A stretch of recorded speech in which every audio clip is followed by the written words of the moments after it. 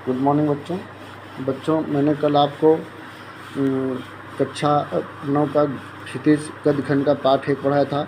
आज बच्चों हम कक्षा 9 क्षितिज गद्य खंड पाठ 2 लासा की ओर नामक पाठ को पढ़ाएंगे, जिसके लेखक है राहुल साकृत्यायन। तो आइए बच्चों, पेज नंबर आप 23 पेज खोल लीजिए। पेज संख्या राहुल साकृत्यायन के बारे में थोड़ा सा आपको परिचय देंगे, उसके बाद हम पाठ के बारे में पढ़ेंगे। राहुल साकृत्यायन का जन्म 1893 में उनके ननिहाल गांव पंदहा, जिला आजमगढ़, उत्तर प्रदेश में हुआ था। उनका पैतृक गांव कनेला था। उनका मूल नाम केदारनाथ पांडे था। राहुल साकृत्यायन का मूल नाम बच्चों केदारनाथ पांडे था। उनकी शिक्षा काशी, आगरा और लाहौर में हुई।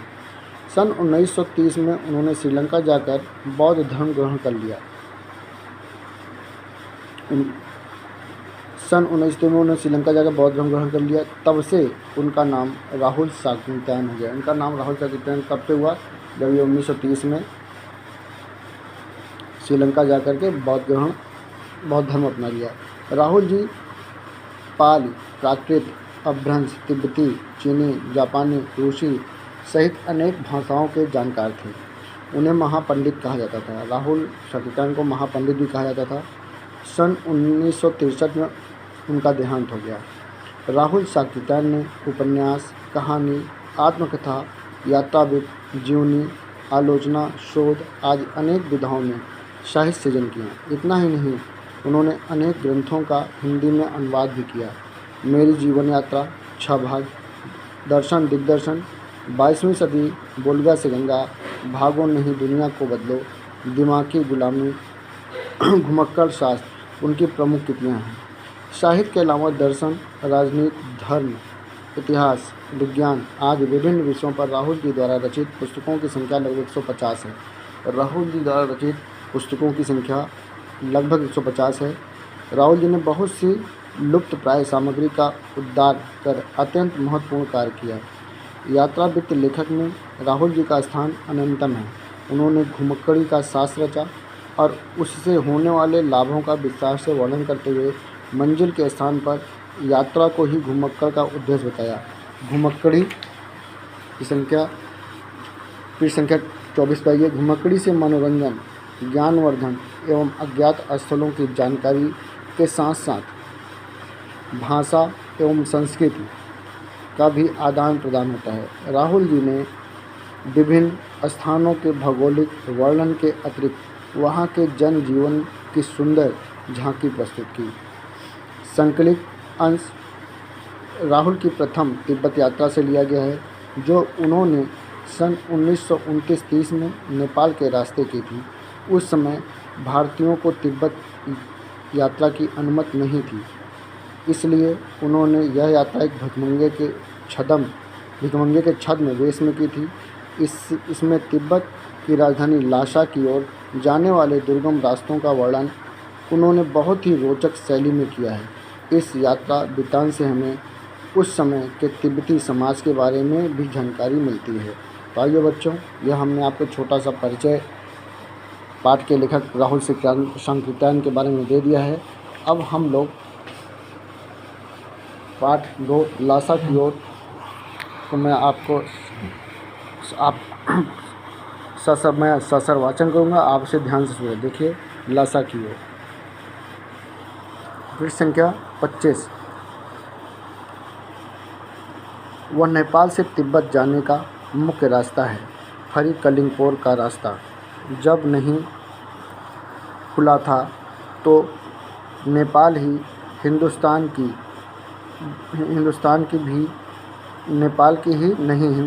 भी चीज़ें इसी रास्ते तिब्बत जाया करती थीं। वह व्यापारिक ही नहीं, सैनिक रास्ता भी था। इसलिए जगह जगह फौजी चौकियां और किले बने हुए हैं, जिनमें कभी चीनी पलटन रहा करती थी। आजकल बहुत से फौजी मकान गिर चुके हैं। दुर्ग के किसी भाग में जहां किसानों ने अपना बसेरा बना लिया है, वहाँ घर कुछ आबाद दिखाई पड़ते हैं। ऐसा ही परित्यक्त एक चीनी किला है। हम वहाँ चाय पीने के लिए ठहरे। तिब्बत में यात्रियों के लिए बहुत सी तकलीफ़ें भी हैं और कुछ आराम की बातें भी हैं। वहाँ जात-पात, छुआ-छूत का सवाल ही नहीं है और न औरतें पर्दा ही करती हैं। बहुत निम्न श्रेणी के भिखमंगों को लोग चोरी के डर से घर के भीतर नहीं आने देते। नहीं तो आप बिल्कुल घर के भीतर चले जा सकते हैं। चाहे आप बिल्कुल अपरिचित हों, तब भी घर की बहू या सास को अपनी झोली में से चाय दे सकते हैं। वह आपके लिए उसे पका देगी। मक्खन और सोडा नमक दे दीजिए। वह चाय चुंगी में कूटकर उसे दूध वाली चाय के रंग की बना के मिट्टी के टोटीदार बर्तन खोटी में रख के आपको दे देगी। यदि बैठक की जगह चूल्हे से दूर है और आपको डर है कि सारा मक्खन आपकी चाय में नहीं पड़ेगा, तो आप खुद जाकर चुंगी में चाय मथ कर ला सकते हैं। चाय का रंग तैयार हो जाने पर फिर नमक मक्खन डालने की ज़रूरत होती है। बच्चों, अब आप आइए पृष्ठ संख्या 26।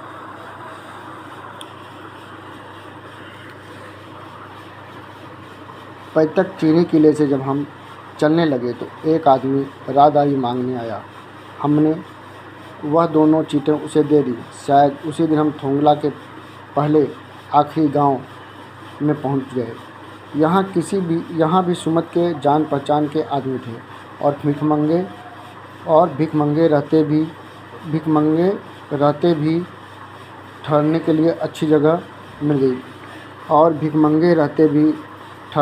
जगह मिली। 5 साल बाद हम इसी रास्ते लौटे थे और भिखमंगे नहीं, एक भद्र यात्री के वेश में घोड़ों पर सवार होकर आए थे। किंतु उस वक्त किसी ने हमें रहने के लिए जगह नहीं दी और हम गांव के एक सबसे गरीब झोपड़े में ठहरे थे। बहुत कुछ लोगों की उस वक्त की मनोवृत्ति पर ही निर्भर है। खासकर शाम के वक्त छंग पीकर बहुत कम होश हवास को दुरुस्त रखते हैं। वहाँ पे लोग शाम के समय छंग एक प्रकार का चाहे शराब कहिए, चाहे चाय रसभंगा जिसमें भांग मिला होता है, पी करके मस्त हो जाते हैं। अब हमें सबसे विकट डांडा थोंगला पार करना था। डांडे तिब्बत में सबसे खतरे की जगहें हैं। 16-17 हज़ार फीट की ऊंचाई होने के कारण उनके दोनों तरफ मीलों तक कोई गिराव नहीं होते। नदियों के मोड़ और पहाड़ों के कोने के कारण बहुत दूर तक आदमी को देखा नहीं जा सकता। डाकुओं के लिए यही सबसे अच्छी जगह है। तिब्बत में गांव में आकर खून हो जाए तब तो खूनी को सज़ा भी मिल सकती है, लेकिन इन निर्जन स्थानों पर मरे हुए आदमियों के लिए कोई परवाह नहीं करता। सरकार, खुफिया विभाग और पुलिस पर उतना खर्च नहीं करती और वहाँ गवाह भी तो कोई नहीं मिल सकता। डकैत पहले आदमी को मार डालते हैं, उसके बाद देखते हैं कि कुछ पैसा है कि नहीं। हथियार का कानून न रहने के कारण यहाँ लाठी की तरह लोग पिस्तौल बंदूक लिए फिरते हैं। डाकू यदि जान से न मारें तो खुद उसे अपने प्राणों का खतरा है।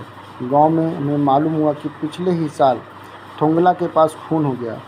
शायद खून की हम उतनी परवाह नहीं करते क्योंकि हम भिखमंगे थे और जहाँ कहीं भी वैसी सूरत देखते टोपी उतार जीभ निकाल कर कूची दया एक पैसा कहते भीख मांगने लगते। लेकिन पहाड़ की ऊंची चढ़ाई थी, पीठ पर सामान लाद कर कैसे चलते और अगला पड़ाव 16-17 मील से कम नहीं था। मैंने सुमत से कहा कि यहाँ लंकोर तक के लिए 2 घोड़े कर लो, सामान भी रख लेंगे और चढ़े चलेंगे। जो पृष्ठ नंबर 27 पे आइए। दूसरे दिन हम घोड़े पर सवार होकर ऊपर की ओर चले। डांडे से पहले एक जगह चाय पी और दोपहर के वक्त डांडे के ऊपर जा पहुँचे। हम समुद्र तल से 17-18 हज़ार फीट ऊंचे खड़े थे। हमारी दक्षिण तरफ पूरब से पश्चिम की ओर हिमालय के हजारों श्वेत शिखर चले गए थे। भीटे की ओर दिखने वाले पहाड़ बिल्कुल नंगे थे। न वहाँ बर्फ़ की सफ़ेदी थी न किसी तरह की हरियाली। उत्तर की तरफ बहुत कम बर्फ़ वाली चोटियाँ दिखाई पड़ती थीं। सर्वोच्च स्थान पर डांडे के देवता का स्थान था, जो पत्थरों के ढेर, जानवरों के सींगों और रंग बिरंगे कपड़ों की झाड़ियों से सजाया गया था। अब हमें बराबर ऊंचाई पर चलना था। चढ़ाई तो कुछ दूर थोड़ी मुश्किल थी, लेकिन उतराई बिल्कुल नहीं। शायद 2-1 और सवार साथी हमारे साथ चल रहे थे। मेरा घोड़ा कुछ धीमे चलने लगा। मैंने समझा कि चढ़ाई की थकावट के कारण ऐसा कर रहा है और उसे मारना नहीं चाहता था।